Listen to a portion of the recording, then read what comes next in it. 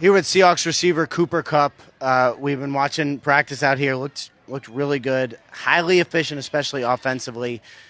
You've been through this plenty of times.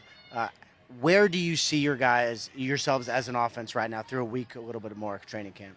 Yeah, there's ebbs and flows to it, right? Like there's gonna be days that you're out there, you feel like everything's clicking. There's gonna be days that are challenging. You have an uphill battle, and it's a great thing about going against one of the best defenses in the league every single day.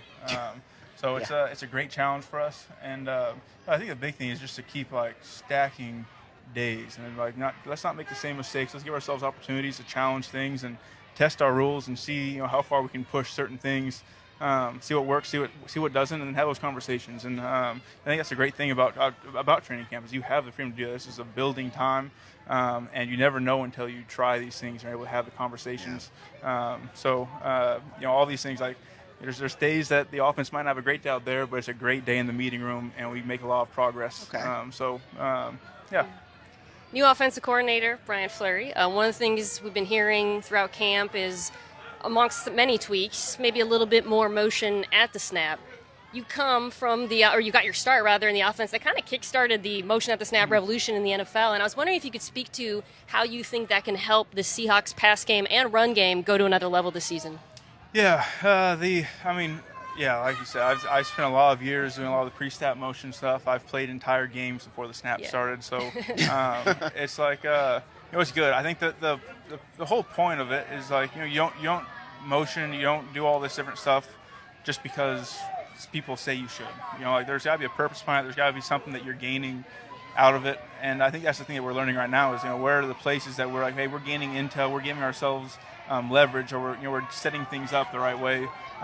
There's no point in going out there and moving around and having guys run around before the snap just to run around. So, but I think we've done a great job of it. I think Brian's done an unbelievable job in terms of coming in and giving us some of those places where it's hey, this is what we're trying to get done with some of these motions, some of these formations, and so it's been fun to get back to some of that. I would never, ever, ever say that you are old.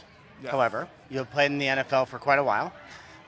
You have a bunch of good, young, talented receivers. Mm-hmm. First of all, can you kind of take us through what you like about some of these young guys, and then how much have you used, as you morph to a veteran guy, use that experience to kind of help them along as you go through this whole transition here? Yeah, first of all, we've got some unbelievable football players in our room. See some of these young guys that can really are playing some really good football right now. And I think the thing is they're growing, they're continuing to ascend. And I think that's the coolest part. You see a lot of guys come in here, and it's who they are the day one of OTAs is unfortunately who they are 2 weeks into training camp. And our guys have done a great job of continuing to grow, continue to adapt and learn our stuff and put it to use. Take tools, take coaching, and make it happen. Yeah. It's one thing to hear, it's another thing to go out there and do it. And they've done a great job of that. And then just for me, I want to be an open book. I've said it before. I was blessed to be able to have guys around me that were an open book for me and that were willing to share the things that worked for them, things that they thought would be useful for me to use in my game, and just paying it forward. You spoke about the benefits of going up against this vaunted Seahawks defense. One of the coolest stories I think in the NFL is how this defense, because of its structure, its personnel, is kind of uniquely equipped to take on many of the offensive trends in football. I was wondering from your perspective why that is and why it might be hard for other teams to emulate.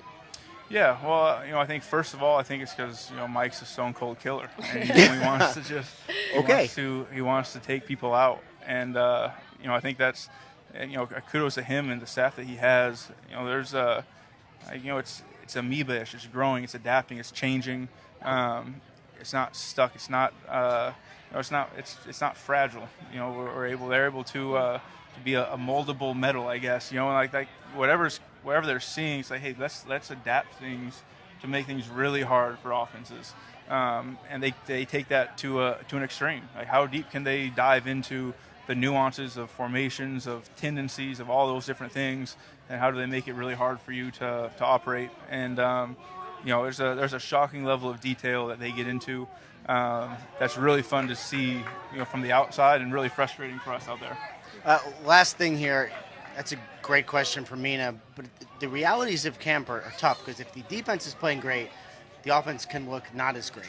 Your defense is good, but how do you balance hey, these guys are awesome versus well, we want to be really good, we want to compete with them. How do you balance how showed how good they are, I guess. Yeah, well, I think there's there's an understanding of who we want to be. And I think that's you got to know who you are. You have an identity and a belief in what you can do and how you can operate. And we go out there and put on the pads. We're practicing.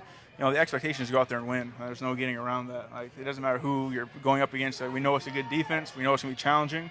But that just means we got to be that much more on it, that much more on the details, that much more on our timing, that much more on executing our rules and finding the problems and then addressing them.